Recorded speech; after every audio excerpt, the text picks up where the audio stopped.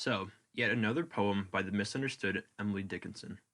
However, hopefully this breakdown can make you consider her as less complicated and more of a thoughtful Emily Dickinson. So, in the very first line of A Narrow Fellow in the Grass, Dickinson presents internal rhyme through the words narrow and fellow. As the speaker is personifying the snake in a friendly manner, it contrasts the fearful and sinful portrayal that a snake typically represents.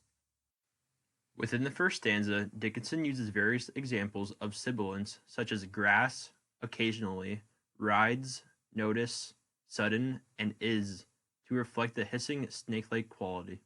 However, it may also represent something more sinister. The second stanza develops the intense observation of the snake. In a unique simile, the grass divides as with a comb, marks the speaker's initial sighting of the snake. As the speaker relates the grass splitting to a hair being parted with a comb, it depicts a more affectionate perspective. In the next line, the alliteration through the words spotted, shaft, and seen creates rhythm and suggests the movement of the snake.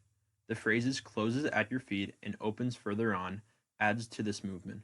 The repetition of and adds to the sense of the snake drawing close and moving away from the persona. When looking back at the line, a spotted shaft is seen. An intriguing analysis emerges when associating the term shaft with light. Knowing that light often represents the light of God, it can be inferred that this snake may represent something supernatural and divine. On the contrary, if one is to view the shaft in regards to the shaft of an arrow or spear, it may suggest danger lurking within the snake. In addition to this ominous aspect, the term "it closes" suggests the elusiveness and unknowability of nature. The observation of the snake's nature continues in the next stanza as the snake is personified into liking a boggy acre. As the description emphasizes the different nature of the snake, referring to it as he gives it an identity, and the alliteration and assonance in the next line within cool and corn sets up a more light-hearted tone. The poem switches to the recollection of when the speaker was a boy through the line, but when a boy and barefoot. Dickinson's inclusion of multiple interpretations continues, as the reader may have the belief that the boy barefoot usage refers to the childlike innocence, or the reader may believe that it suggests implicit danger of snakes to humans through the child's barefoot vulnerability. When looking at the stanza as a whole, the structure goes tetrameter, trimeter, tetrameter, trimeter. However, when looking at the tetrameter lines, they are missing their final stressed beat of the I am. This missing foot is known as a feminine ending. So, is Dickinson hinting at some sort of vulnerability in the boy through the shifting expectations, and perhaps the snake isn't as friendly as once perceived to be? Continuing the boy's noontime memory, the next stanza begins with, "Have passed, I thought, a whiplash."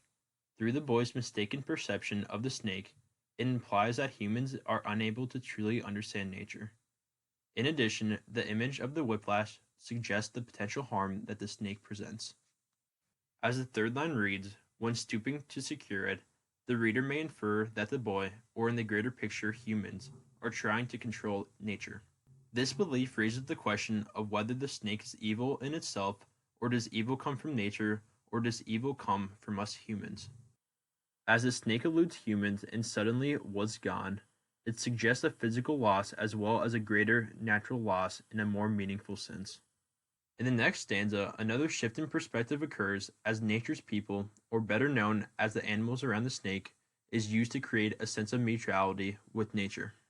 Although the persona draws close to creating a connection with nature, a barrier is created in the following stanza through fear or another unknown force. The sense of menace that the snake has can be seen through the phrase, a tighter breathing.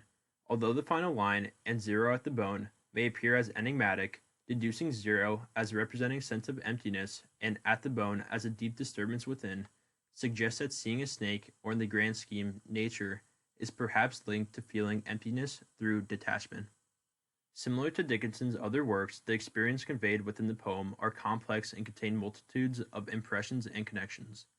However, as the snake is a symbol of nature, knowledge, amiability, and corruption, it contains contradictory ideologies and experiences similar to that of Dickinson's interior self.